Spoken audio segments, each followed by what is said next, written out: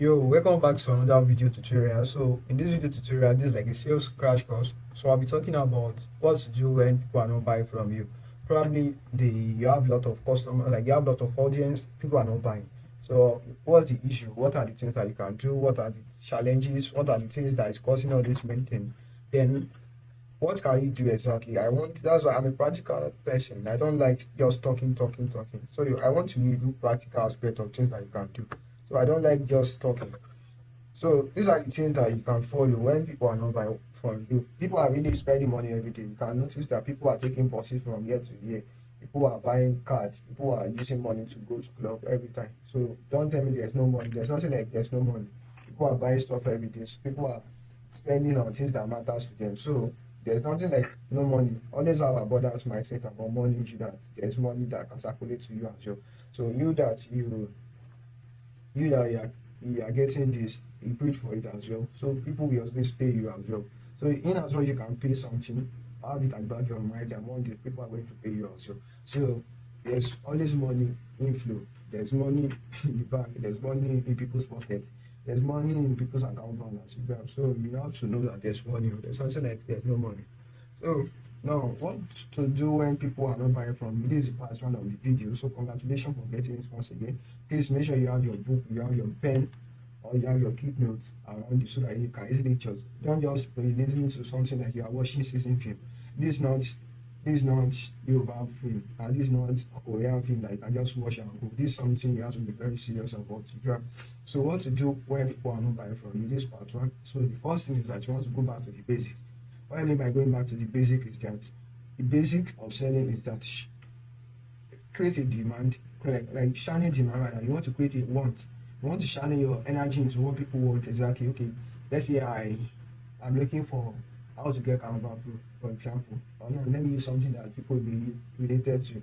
Some people might not know what Canva is. Just let's say I want to get a new phone.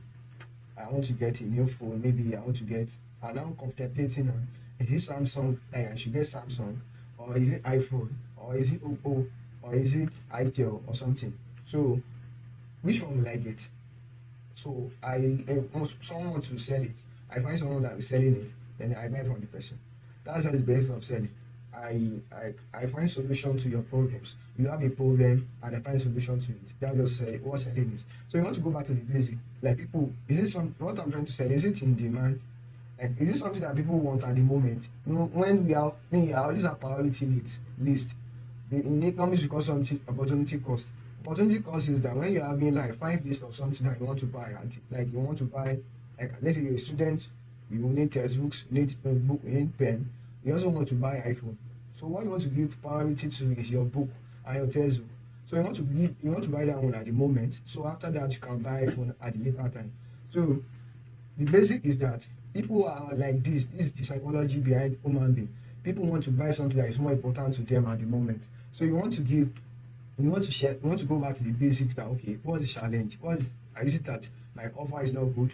Is it that people don't want what I'm trying to say? Is it that I don't show it to more people? Or is it that I don't satisfy those that have gotten stuff for me? So you go back to the basics first, check, analyze what is the challenge, try to get what is the challenge. Now check your belief.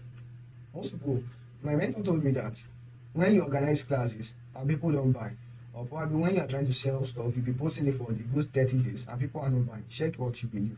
Check your belief. Are you very sure that okay, this thing that you're selling, you believe so much in it that you can help people?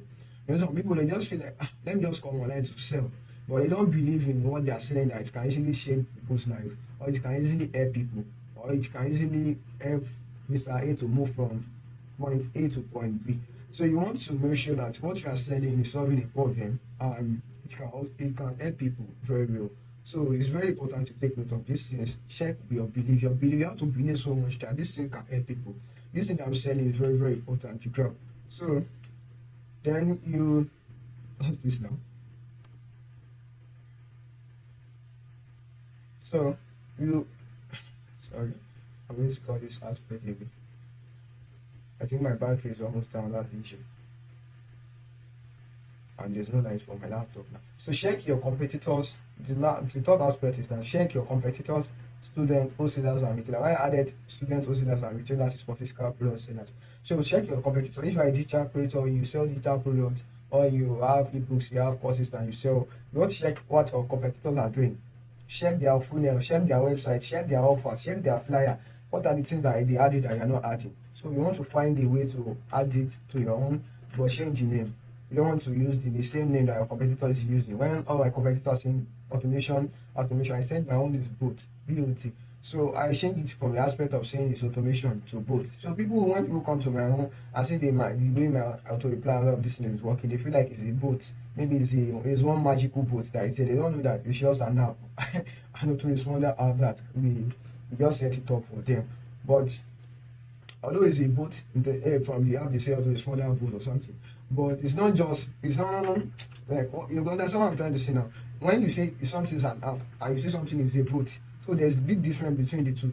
So you want to check your name really matters. So we still get to that aspect, but this is the part one. So you want to check your competitors, the titles of their offers, what they are giving out and you're not giving. Then you want to check your student. Let's say you have student that will sell this product to. Sometimes some student will be winning more than you. This is not a joke. This is something I've experienced several times. So you want to check your students that are winning or the students that are losing. What is the challenge? What are they not doing? What are they doing right? What are they doing wrong? So you want to know this kind of thing. Then you want to find a way to adjust. Then you check wholesalers. There are people that sell in low sales. They sell, I have like 2 wholesale groups that I'm currently in.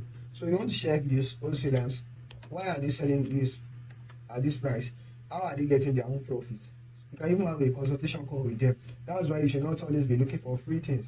When I notice that this person is doing well than me, or this person is making more profit, this person is doing well, I just go to them. Hey, what's up? Can I have a free time with you? I don't mind paying. What's the challenge? I have this challenge or I have this issue, and they tell me, okay, no problem. Tomorrow we can go on the call. So I don't look for free things. Sometimes they can give me for free. Sometimes they will not collect money because they know that okay, I'm also selling this thing. But you don't go with the aspect of can you do it for free? No. Always say you don't mind paying. When you say you don't mind paying, people will easily open up to you. So don't go with the aspect with free things. Don't go with the mindset that you don't want to pay for this stuff. No. Even when it's something not worth paying for, you still want to pay for it because you are paying for the person's time and all of them. So you check retailers as well. People that are reselling it, people that are in those group that are selling it individually. How are they selling their own stuff? What's the challenge? What are the marketing strategy that they're using? So you check, you compare it to your own stuff. So these are things to do. These are how to get results with stuff. Don't just be saying I'm not selling and you just fold your hand and you don't do anything. So these things are very important to do them. So when you do them, you get results also. So maybe this is where I will stop at one because of my phone and the what's it called? The battery is almost jammed and I don't want you to disturb what I'm doing. So we stop the part one here, then we continue when this is next. So thank you.